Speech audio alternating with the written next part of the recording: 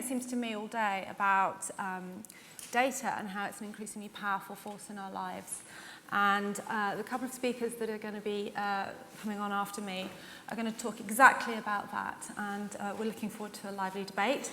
The first speaker is going to be the Honourable Shirley Ann Jackson. She's the 18th President of Rensselaer Polytechnic Institute in Troy, New York, and Hartford, Connecticut. This is the oldest Polytechnic Institute in the United States, and it's my great pleasure to announce her now.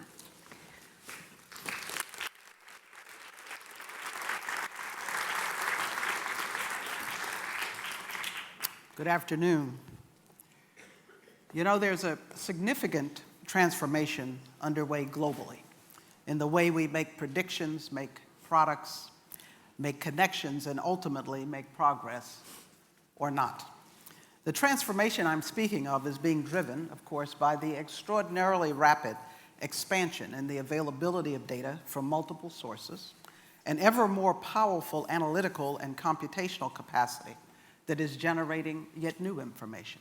So let me begin quickly with a vignette that may be a harbinger of things to come.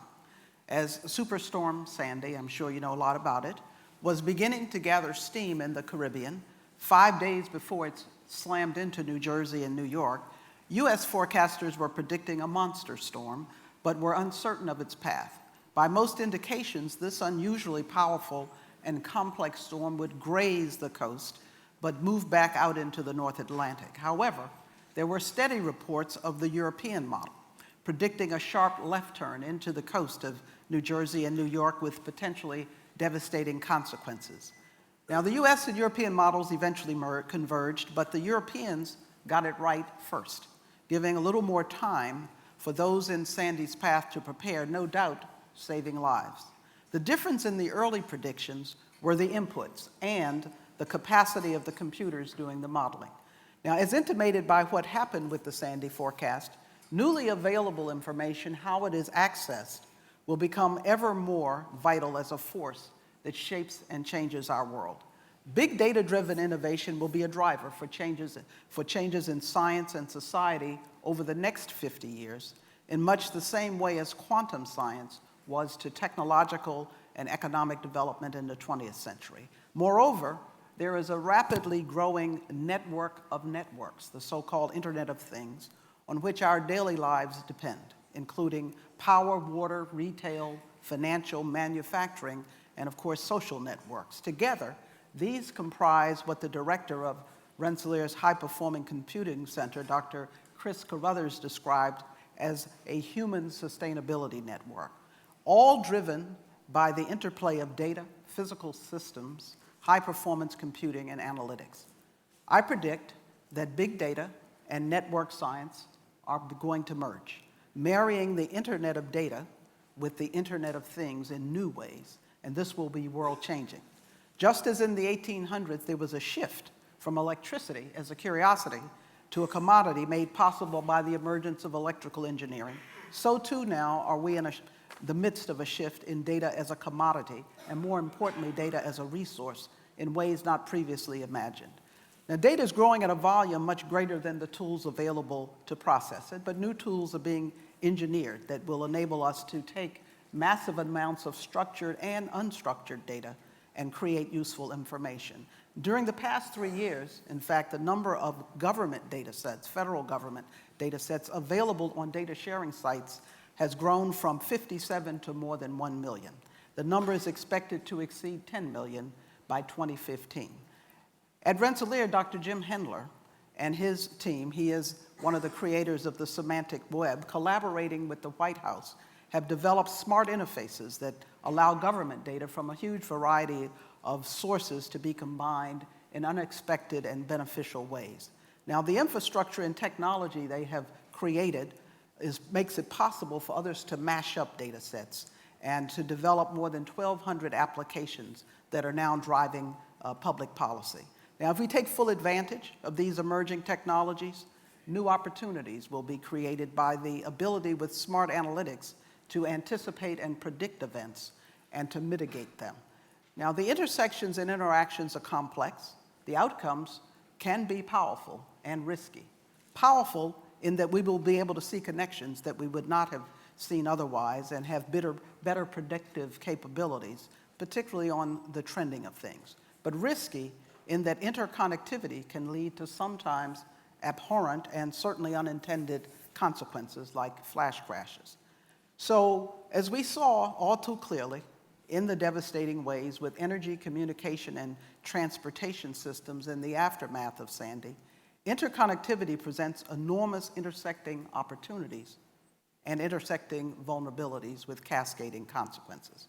So I predict that the level of interdependence of these interconnected networks will grow rapidly in the next year and beyond.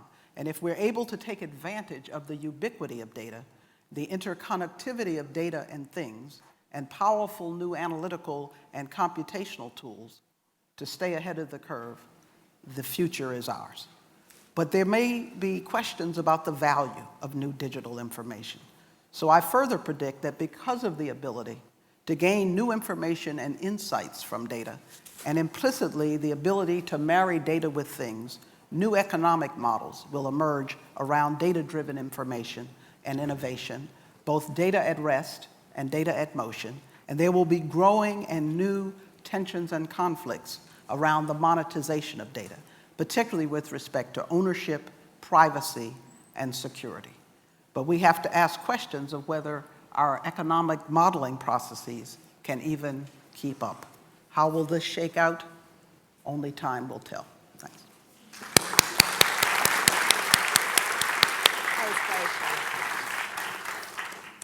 So it's my great pleasure to introduce Rachel Haot. She's New York City's first Chief Digital Officer, and that means that she's working to modernize the relationship between the government and the public in order to help the engagement online. Rachel.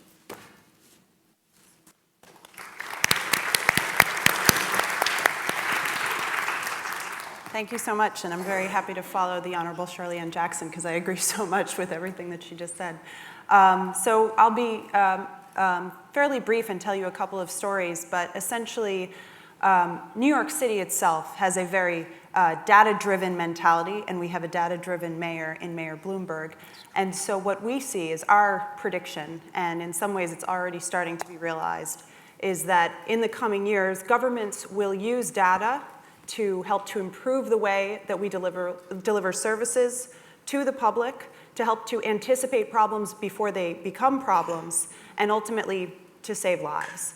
And a few ways that it will do this is first by internally tapping the potential of the vast stores of data that we do have access to and making sure that agency to agency we're able to share that data. Then we want to make sure that city to city and government to government we're sharing data.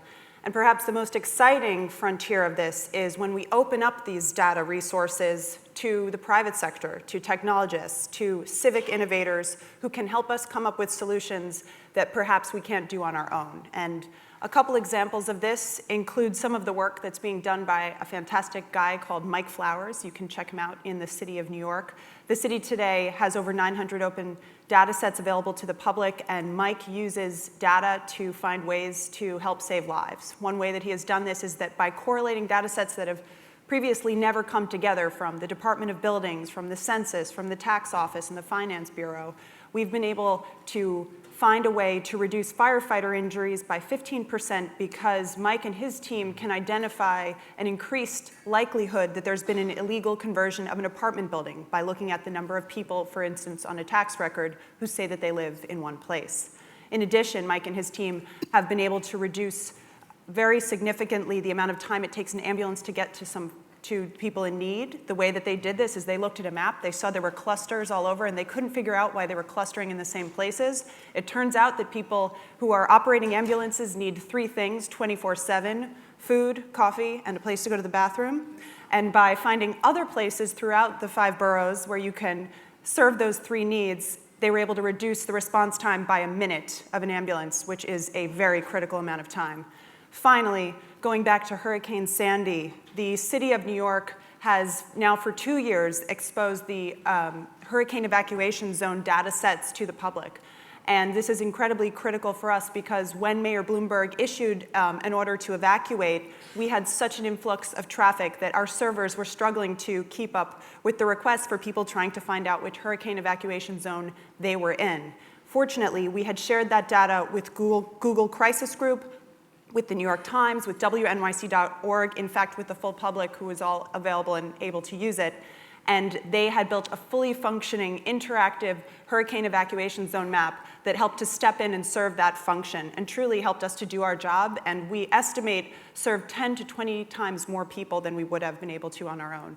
So ultimately, big data creates this potential, much like government, that we are able to accomplish so much more together than we ever could on our own. Thank you very much.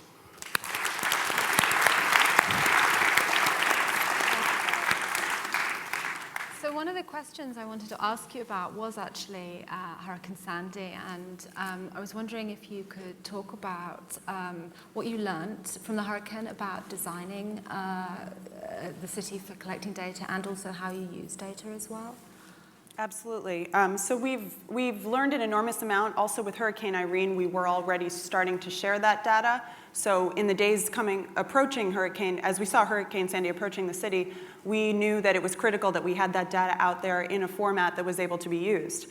Of course, the Office of Emergency Management changes where those hurricane evacuation zones are based on the weather system that's coming in and different conditions and where the waters are. So they first rapidly had to establish the new hurricane evacuation zones and then get it out there in a format that was critical. And what we found, we've already done a couple of postmortems with Google Crisis Group and with other civic, nonprofit, volunteer groups that want to basically be helpful and help to serve the public, is that it's critical that we have the infrastructure in place beforehand and that we have the data, we have it in a standard way, we have it in a real-time format so that they always have the most up-to-date data, because data changes very quickly, and it is often stored in different ways and it has different titles and different categorizations, and it can be difficult to bring together two different data sets if there's not that level of normalization. And what Shirley also was talking about was, I think, resilience in systems and the need to build in resilience. And, as you're gathering all this data, are you starting to think, well, there are key parts of the city that are just fragile and that need to be more resilient, and that maybe we can feed that into the way you design the city itself? Absolutely, and I think that that's one of the things that we're actually actively doing right now. Again, Google is a good partner, but we're also looking at ways that we can collect that data potentially from the public, which is a very new thing for government to consider. How do we make sure that it's authoritative enough and factual enough when it comes from the average citizen? But at the same time, how do we acknowledge that in New York City we have one of the most connected, technologically savvy populations in the world, and they could be a very powerful source of data if they're willing to help with that effort. I wonder if I could step back a minute and just draw you both into the conversation. And I was struck by the incredible sort of power of the vision that you paint, but also something very kind of troublingly Orwellian about everything that you're doing, and that, because you're talking about governments and institutions holding this sort of vast amount of data, that's fundamentally going to be troubling to people. And it's not just privacy, although privacy is a huge issue, but it's a question of just how much is knowable, which is privacy, of course, but how much is knowable. And I think as human beings, we walk around kind of expecting a certain amount of privacy. We don't expect the government to be able to drill down to our neighborhood and know how many crimes maybe, how many parking tickets, how many permits, all the things that are becoming layered upon layer upon layer upon layer, and then on top of that you've got who votes, how, and what they buy. Well, that horse is out of the barn. Right. And so I think the real question is how do we create a kind of common wheel, a collective viewpoint about how we use data to improve the way we live. Now, let me just go back just for a hot minute to Hurricane Sandy, because it really illustrates a number of the points that I was trying to make. First of all, you've already talked about essentially some elements of the logistics of disaster response, but there's an ability to be much more sophisticated about that, and to do modeling not only beforehand, but in real time. But to engage, as you've said, citizens in helping to feed those models. But that requires a lot of capability, infrastructure, and computational power. The second part has to do with predictive capabilities. And you know, the models actually don't just depend on data on the internet. They come from things, from satellites, from buoys, from weather stations, from airliners, even commercial airliners, et cetera. And the issue becomes, how do you bring all of that together in powerful ways that can improve predictive capability, as well as perhaps having smart networks where what happens in one part of the network doesn't just come in a dumb way into a central point, but can inform what happens to the other things in that network. And the final piece, which I think is very powerful in terms of planning, because you talked about how to build cities better. Right. But if you have, what's the population of New York City? 8.3 million. 8.3 million people already living here. Then there's another kind of Internet of Things that can play into all of these. And that really has to do with infrastructure modeling and monitoring. And that becomes its own Internet of Things.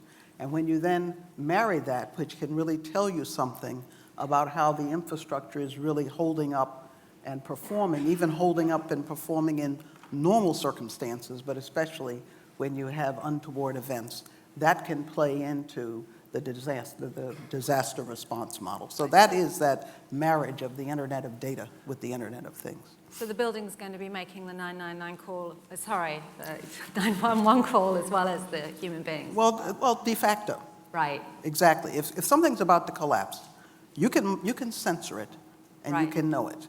So why would you send firefighters or emergency response people into some facility that is about to collapse? So did you answer my question about Orwell? About how... Orwellian?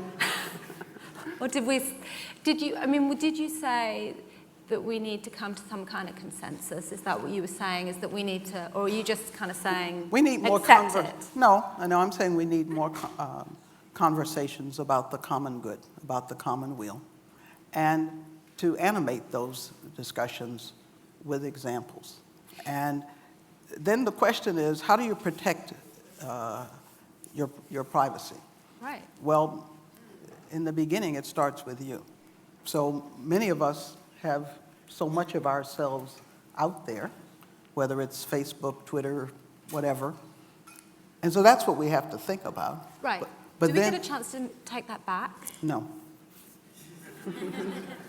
I mean, you know, in a way, once the digital footprints are created, they last for a very long time. But maybe there is a cloak of privacy that comes from the ubiquity of data itself, that it becomes so much there that it is of less interest. I mean, what I found intriguing about the political campaign this time round is that just the extent to which it was possible to marry big data and consumer data and really kind of predict where voters were and how to go out and get them, and you can call it whatever you like, but in a sense, it doesn't really matter whether they know exactly how I'm going to vote, but you know, they know that I won't buy a Hummer, or you know, that I have a Prius, and so they may be able to guess that I'm much more likely to donate or volunteer for the Democrats and stuff like that. And so, but that in itself, I mean,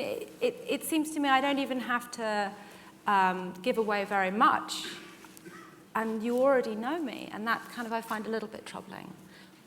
But maybe the audience find that less so. Maybe you could talk about the economic consequences of some of the predictions that you've been making. You talk about a sort of resource, an economic resource. Is that right? Well, if you think about the infrastructural consequences for New Jersey and New York, you know, where the governors, in fact, have made appeals to Washington for support in the range of about $70 billion. That shows you the, you know, one consequence of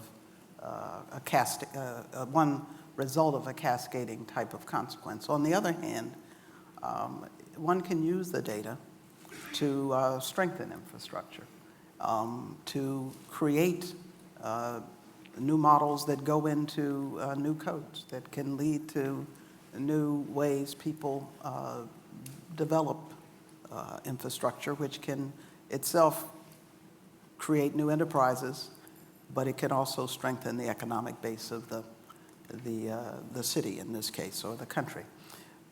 But when I also was talking about economic models, it's a question of, the value is in how the data is put together and how you monetize that value, I think is an open question, but maybe you have some thoughts about that. Well, yes. Well, I'd love to. First, also go back a little bit to, I guess, the morality question, which I see as more as maybe we should think about framing it as, what we hear from the public a lot, at least in New York City, is they want this data. They say, that's my data.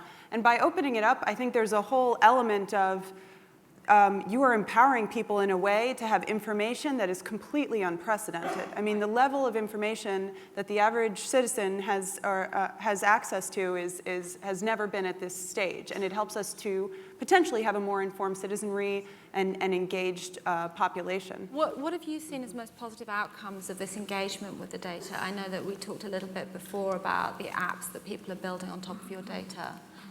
So the city hosts a number of hackathons and app contests. One is NYC Big Apps, which is a very successful competition, now going into its 4th year. And we've, through this contest, which is sponsored by BMW iVentures, it's at no cost to the city or to taxpayers, have incentivized the creation of now 150 different apps using city data. And everything from finding the nearest recycling receptacle to a green market that's close to you, to more fun things that if you check into a restaurant that's in danger of being closed because of a health code violation, you get a big alert on your mobile device that's called "Don't Eat At." That's a Foursquare mashup. So there's really a wide range, and what we're looking at now is how do we match make a little bit better between what the needs, especially of our neediest New Yorkers are, as well as with the wonderful capabilities of our tech community. And the great thing is that there's so many people who want to give back, and there is no greater sandbox than a city like New York. Obviously, I'm biased, but it creates a great opportunity to really solve interesting problems and help people. One quick comment. Depending upon how data is used, it does not have to always have personal identifiers attached. Sure. And some of what we're talking about doesn't require the most personal information to be useful. Right. And of course, the city of New York is fully respectful of all privacy concerns in any possible way you can imagine. I mean, that's absolutely true. Whenever you talk to anybody who's using this data, they will say that they, abide by the rules and that they're concerned about these things. But nevertheless, I think, would you not agree that we are moving in a particular direction and it's very difficult to go backwards, and it seems that there's only one way, and that's forward, and that's more sharing, more data, and there are implications surely for all of our lives, perhaps. Yeah. I mean, the world is changing, and it's moving in a direction. You can't take back progress, and you can't go backwards. And I think really all we can do is try to be as thoughtful about it as possible and strategic about it as we go forward. And to look at the opportunity set that it offers, and to use the very interconnectivity to create new types of conversation, because the public square has changed. It connects us with people in different ways, different geographies, across cultures, and I happen to think that is a good thing, and it can help us to have different kinds of conversations. All right, well, I'd like you all to put your hands together and thank my guests, Shirley Ann Jackson and Rachel Sterne Haot.